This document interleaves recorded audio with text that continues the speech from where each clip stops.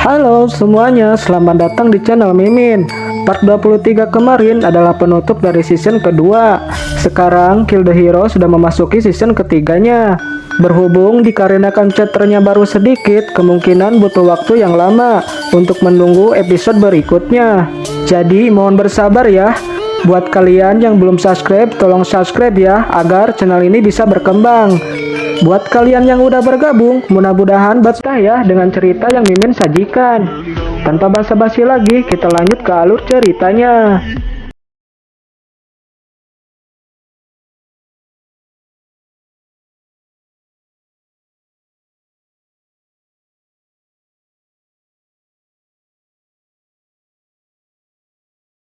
Scene berawal diperlihatkan Sekretaris Lee memasuki sebuah ruangan.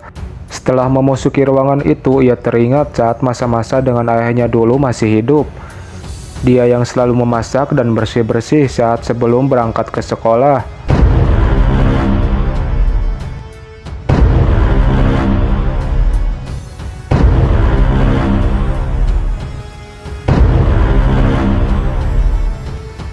Di saat ia sedang menunggu ingin menyeberang, ia dipanggil oleh seseorang. Sekretaris Lee menoleh ke arah sumber suara, yang ternyata orang yang memanggilnya itu adalah Pak Shin Hye atau Sang Ratu. Mereka berdua cukup akrab dan berteman baik saat masih di bangku sekolah dulu. Lee Jisoo atau Sekretaris Lee menghampiri Pak Shin Hye. Mereka berbincang-bincang. Shin Hye mengajaknya pergi. Ia mengajak ke tempat mesin foto. Mereka pun mengabadikannya dengan senyuman manis di wajah mereka masing-masing. Namun ceritanya berbeda dengan sekarang. Pak Shin Hye dan Lee Si Jun adalah target balas dendamnya karena mereka berdua berhubungan dengan kematian masa lalu ayahnya. Berita terkini, Guild Musia mencoba dungeon 7 lantai pertama di dunia. Lee Si Jun terpilih sebagai player paling berpengaruh di dunia. Bahkan anak-anak berkeinginan menjadi Lee Si Jun saat dia dewasa nanti. Melihat komentar-komentar itu, Lee Si Jun B aja. Ratu melirik ke arah Lee Si Jun. Master Archer juga meliriknya. Lee Si Jun berbicara. Ia bertanya pada sang ratu, "Ishak, apa yang dia lakukan?" Ratu menjelaskan sambil gemetar dan keringat dingin. Summon Golem dan prajurit skeleton biasa Ishak dengan mudah Master Phoenix hancurkan. Namun berbeda dengan entitas spesialnya, Fire Golem memberikan perlawanan yang sangat sengit. Golem itu mencengkeram leher dan mulut Phoenix. Master Phoenix meronta-ronta ingin melepaskan dirinya. Prajurit skeleton dan Lijinah dengan mudah melancarkan serangan karena pergerakan Master Phoenix yang dikunci oleh Master Golem. Lijinah telah berhasil melukai Master Phoenix menggunakan Percival Spear. Ishak memperdalam luka tusukan itu dengan cara menginjaknya. Ishak tidak membuang-buang kesempatan, ia mengaktifkan skill Bloodsucking bersamaan dengan skill vampirnya. Pemulihan staminanya meningkat menjadi 2 kali lipat. Ia terus menyerap darah Master Phoenix dengan kekuatannya. Ishak tersenyum, Master Phoenix melirik dan merasa kesal dan marah. Akibat serangan yang Ishak berikan, terciptalah sebuah asap hitam pekat. Asap hitam itu telah berkumpul di tubuh Master Golem. Asap hitam itu masuk ke dalam tubuh Master Golem secara terus-menerus, dan terciptalah summoner baru yang bernama Blood Golem. Ratu berkata, "Aku mengirim Ishak, Johan Wareg, dan Master Pedang ke dungeon A6 lantai di Mesir." Master Archer berkata dengan nada tinggi, "Kenapa? Atas persetujuan siapa kau melakukan itu?" Cho Sung-woo menenangkan kemarahan Master Archer. Master Archer mengebrak meja. Ia berkata, "Aku tidak bicara padamu." Cho Sung-woo sangat kesal. Ratu berkata, "Aku membuat keputusan sewenang-wenang, namun kalian tidak perlu mengkhawatirkan itu. Persiapan kami sudah cukup. Kami memberikan Hades Helmet dan Hermes Boot kepada Master Pedang. Dan meskipun kami mengirim ke sana sebagai umpan, Johan Wareg tidak selemah yang kalian kira." Ratu berdiri dengan percaya dirinya. Ia berkata, dengan kekuatan Ishak saat ini, kemungkinan dia berhasil keluar hidup-hidup dari dungeon tersebut adalah 0. Master Archer dan Lee Si Jun melirik ke arah ratu secara bersamaan. Lee Si Jun berkata, benar-benar kesombongan yang luar biasa. Ratu melirik ke arah Lee Si Jun. Lee Si Jun mengeluarkan tekanan auranya, lalu ia tersenyum. Shin berpindah di tempat Pak Yong-wan. Ia baru saja tiba di rumahnya. Tiba-tiba sekretaris Kim berlari tergesa-gesa sambil berkata ada masalah besar. Sekretaris Kim berbisik. Pak Yong-wan tercengang mendengarnya. Si bajigur itu. Pak Yong-wan langsung masuk ke dalam rumahnya. Nuiji atau ketua King sedang memainkan lato-lato tanpa tali sambil duduk di ruangan Pak Yong-wan. Pak Yong-wan telah sampai. Nuiji tersenyum. Anda telah mengalahkan Pinik, sang raja dungeon. Setelah notif itu muncul, tiba-tiba tubuh Johan Wareg melayang dan tubuhnya beregenerasi dan nyatu kembali. Sebuah cahaya emas yang menyilaukan terpancar di tubuh Johan Wareg. Johan telah hidup kembali. Return of the Dead telah aktif. Skill tingkat unik. Anda telah hidup kembali ke dunia ini dengan syarat bos dungeon penjaga lantai harus dikalahkan. Karena syarat telah terpenuhi, Johan bisa mengaktifkan skill ini dengan cara otomatis dan hanya bisa dipakai satu kali. Setelah itu, skill ini akan hilang. Johan sangat marah dan sangat kesal. Ia mengeluarkan kekuatannya dan berteriak. Shin berpindah lagi ke rumah Pak Yong-wan. Nuiji mengajak Pak Yong-wan untuk bekerja sama menyelesaikan dungeon 7 lantai. Pak Yong-wan berkata, jadi itu alasan kau datang ke sini. Pak Yong-wan sangat marah. Ia mengeluarkan tekanan aura membunuhnya. Apa kau ingin bertarung? Berani sekali kau mendatangi rumahku dengan pikiran seperti itu. Kau berani mengatakan itu pada Pak Yong-wan ini.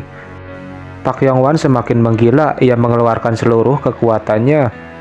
Batin Shakira, kekuatan yang sungguh luar biasa. Aku tidak menyangka kalau Pak Yong-wan sekuat ini. Nuiji hanya bersikap santai. Ia mencengkram erat lato-latonya sambil mengeluarkan tekanan auranya.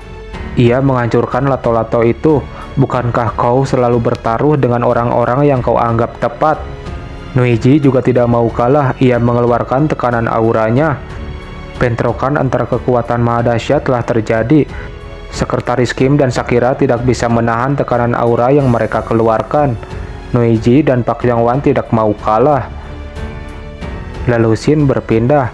Sebuah gang di pasar gelap di Kairo, Mesir.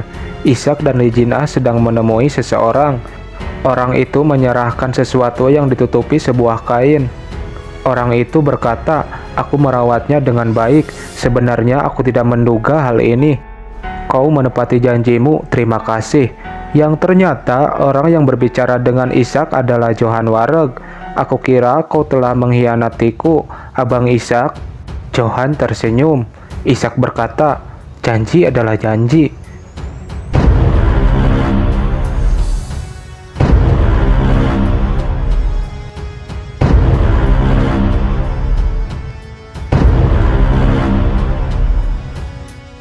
Kembalikan ini setelah menggunakan ini.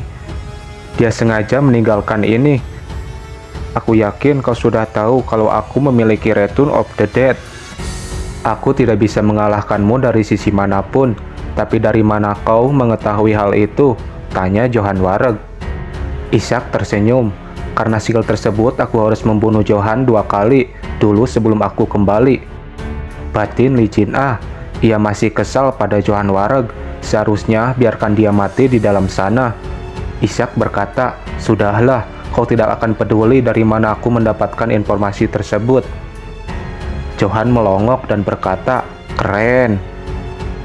Mendengar itu, Lee Jin-ah memuntahkan minuman yang ia minum. Johan Wareg mengangkat kedua jempolnya. Kau sangat keren, Abang Ishak. Cool abis. Lee Jin-ah melirik ke arah muka mereka berdua. Ishak be aja. Batin Lee Jin-ah sambil menepak jidatnya. Ia bergumam, orang-orang ini, mereka berdua benar-benar tidak normal. Ishak meletakkan minumannya sambil berkata, bagaimanapun secara resmi kau sudah mati. Jadi mulai sekarang jangan lakukan hal yang konyol dan hiduplah seperti tikus, atau Guild Messiah akan mengetahui kebenaranmu. Ishak dan Lee Jin-ah beranjak pergi. Johan Wareg merenung sebentar. Johan Wareg menghentikan kepergian Ishak. Li Jinah menengok. Johan berkata, "Tolong bawa aku bersamamu." Li Jinah merasa kaget mendengarnya. Ishak menatapnya dengan pandangan yang tidak biasa. Scene berpindah. Ratu sedang berdiri di depan jendela sambil menggigit jempolnya. Ia kepikiran dengan berita yang baru saja muncul. Kematian Johan Wareg. Lalu ada seseorang yang mengetuk pintu.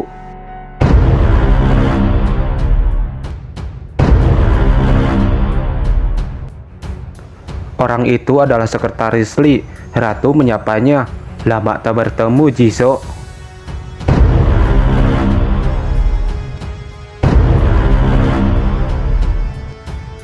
Ratu membuka percakapan sambil tersenyum. "Aku khawatir kamu menghilang karena kamu tidak memberi kabar. Kemana saja kau? Dan apa yang kamu lakukan? Aku terkejut tiba-tiba kamu menelponku dan meminta bertemu." Jisoo terdiam tanpa ekspresi. Tanpa basa-basi, sekretaris Li atau Jisoo bertanya kepada Ratu, "Ada sesuatu yang ingin aku tanyakan padamu.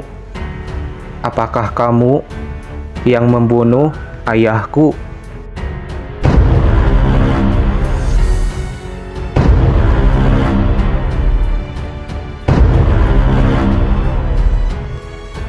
Ratu mengelak. "Aku tidak paham dengan apa yang kamu bicarakan. Kau tiba-tiba datang entah dari mana dan tiba-tiba menanyakan hal seperti itu. Ayahmu meninggal karena kecelakaan Dungeon Break. Aku tidak tahu apa yang kamu dengar dari luar sana." Sambil melemparkan sebuah amplop, Jisoo berkata, "Kamu tidak berubah, masih tidak pandai berbohong." Setelah melihatnya, Ratu sangat terkejut. Daftar korban kecelakaan Dungeon Break Hansung Group. Ratu membacanya. Sekretaris Li meneruskan, "Aku tahu penyebab ayahku meninggal, dan itu bukan karena serangan monster atau ledakan. Kupikir setidaknya ada sesuatu yang ingin kamu beritahukan padaku, tapi ternyata aku salah." Ratu menghentikan kepergian sekretaris Li dan menanyakan apa yang dia inginkan sebenarnya. Ratu berkata dengan nada tinggi, "Kamu menghilang entah kemana dan setelah 3 tahun baru muncul kembali. Lalu kamu mengatakan omong kosong kalau aku membunuh ayahmu. Apa yang terjadi padamu? Apa kamu lebih mempercayai beberapa lembar kertas ini daripada teman baikmu? Dan kalau aku benar-benar membunuh ayahmu seperti yang kamu pikirkan, kamu mencoba balas dendam padaku atau apa? Kalau kamu ingin balas dendam, memangnya kamu bisa melakukan apa padaku? Kamu tahu aku ini siapa?" Sekretaris Li berkata, "Tentu aku tahu Pak Shin Hye, CEO Hansung Group dan wakil Guild Messiah. Dan untuk apa? Yang bisa aku lakukan padamu, nanti kamu akan melihatnya." Scene berpindah. Pak Yong-wan sedang berdiri di balkon rumahnya. Ia masih kepikiran dengan perkataan Nueji tadi sore. Selain mengajaknya untuk bergabung menyelesaikan dungeon 7 lantai, ia mengajak Pak Yong-wan membuat sebuah wasiat. Kalau salah satu dari mereka mati, maka yang hidup harus memimpin dan menggabungkan kedua guild mereka antara Guild Phoenix dan Guild Thunder untuk melawan Guild Messiah. Saat dalam lamunannya, ia dihampiri oleh seseorang. Orang itu berkata, "Sepertinya Anda sedang banyak pikiran." Pak Yong-wan menoleh. Pak Yong-wan bergumam, "Kenapa aku tidak merasakannya sama sekali? Sejak kapan kau ada di sini?" Kim Ho Jin datang sambil mengeluarkan sedikit tekanan auranya. Ia berkata sambil tersenyum, "Barusan setelah hilang beberapa saat." Pak Yong-wan berkata, "Kau pasti mengikuti Ishak ke Mesir." Kim Ho Jin membenarkannya. "Saya benar-benar kesulitan saat mencoba membujuk Ishak dan meyakinkan untuk membunuh Johan Wareg." Pak Yong-wan bergumam, "Tidak hanya meyakinkan Ishak, dan dia juga menyelesaikan dungeon 6 lantai bersama Ishak. Ngomong-ngomong, apa aku memberitahumu untuk menghadapinya dengan tenang, sehingga tidak ada satupun informasi keluar ke publik? Kenapa Ishak tidak menjelaskan kepada media tentang kematian Johan?" Kim Ho Jin menjawab, "Aku tidak mengerti apa yang dilakukan Ishak. Dia baru saja awaken. Dan dalam waktu singkat, dia menyelesaikan dungeon 6 lantai dan menjadi bintang. Siapa yang bisa menebak pemikiran orang jenius seperti dia? Dan lebih penting, Ishak bukan bawahanku. Saya tidak bisa ikut campur. Baiklah, intinya kau berhasil membunuh Johan Wareg seperti yang aku inginkan. Jadi mari kita lanjut ke rencana berikutnya. Dan sudah cukup lama aku tidak melihatmu. Jika kemungkinan hubungan antara kita berdua, aku rasa level kepercayaanku padamu sudah meningkat. Batin Kim Ho Jin, sebentar lagi dia akan menghadapi Ketua King di dungeon 7 lantai, jadi pasti ada maksud dari perkataannya. Pak Yong-wan berkata, walaupun Ishak bukan bawahanmu, tidak bisa disangkal kalau dia mengikuti perintahmu. Jika aku, Ishak, dan Nuiji menyerang dungeon 7 lantai bersama-sama, maka peranmu akan sangat penting untukku. Karena kau yang aku kenal. Kalau seseorang bergerak tanpa diberi imbalan. Kim Ho Jin melotot melihat apa yang dipegang oleh Pak Yong-wan. Ikuti aku ke gudang Pak Yong-wan. Pilih salah satu item yang kau inginkan. Semua yang ada di dalam sini sepadan dengan apa yang akan kau lakukan. Kim Ho Jin tersenyum. Scene berpindah. Oh Sae-chan sangat terkejut dengan apa yang dilakukan oleh sekretaris Lee. Ia datang menemui sang ratu dan memprovokasinya.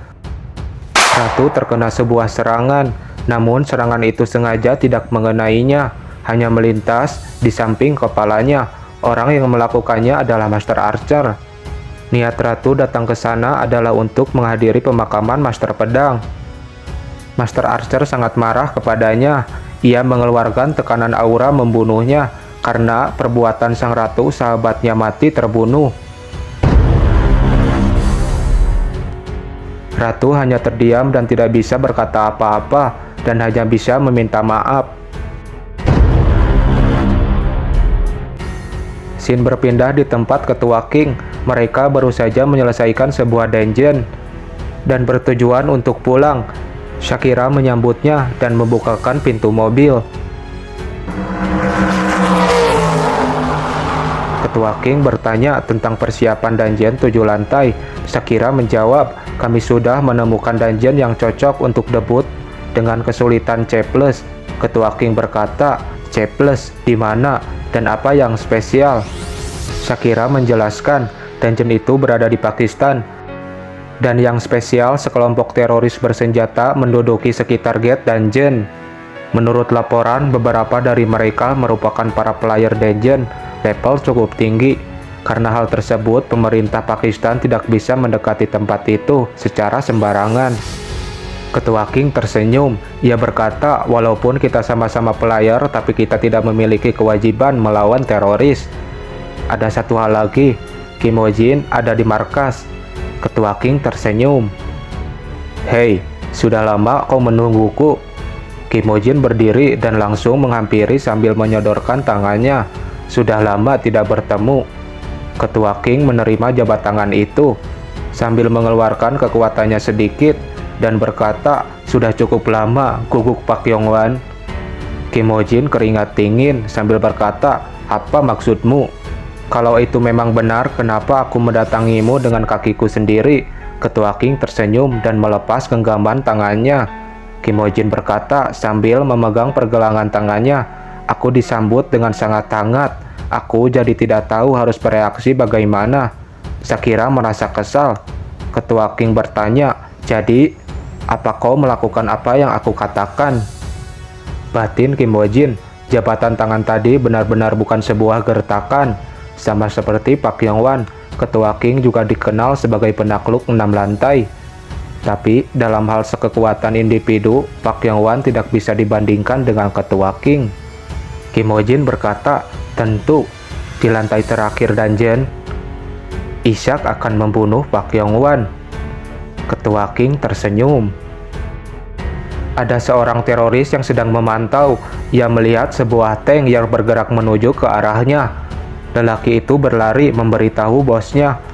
Di bawah sana ada tank yang belum pernah kita lihat. Tiba-tiba lelaki itu terbunuh tepat mengenai kepalanya. Bosnya itu sangat terkejut.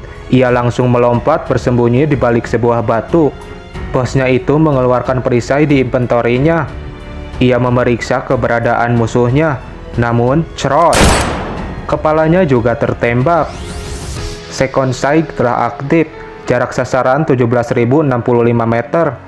Eliminasi berhasil, Shakira tersenyum. Suara merdu dari bidikanmu sangat menyenangkan setiap kali aku mendengarnya, puji Ketua King. Berapa lama sampai kita bisa merebut area sekitar gate? Para tank milik Ketua King terus membombardir keberadaan teroris. Ledakan terjadi di area itu. Shakira menjawab, kurasa 10 menit.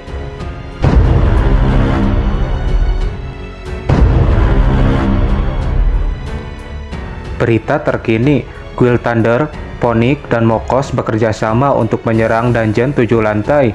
Guild Thunder berhasil menangkap dan mengalahkan teroris yang menduduki gate.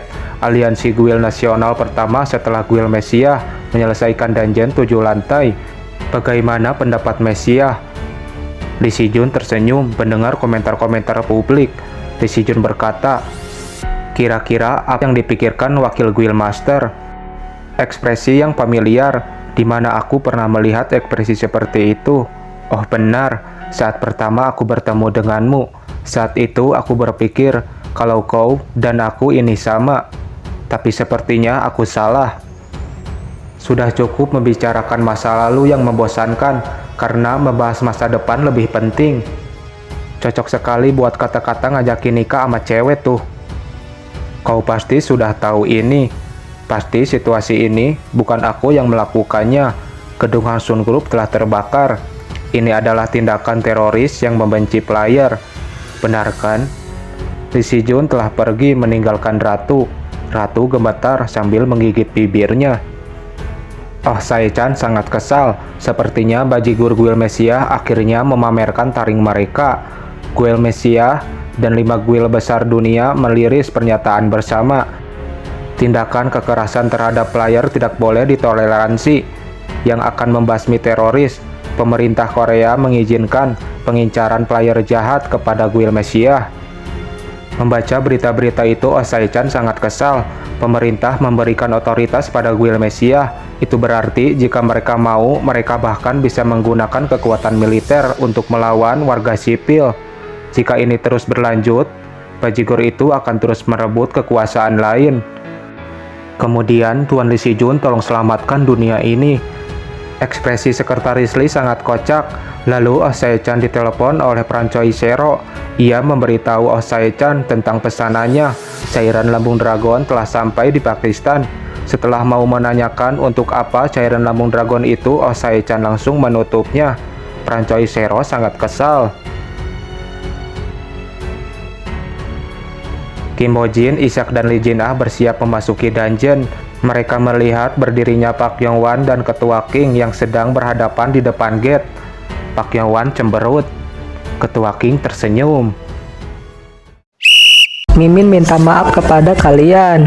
Untuk jadwal uploadnya akan sedikit lebih lama.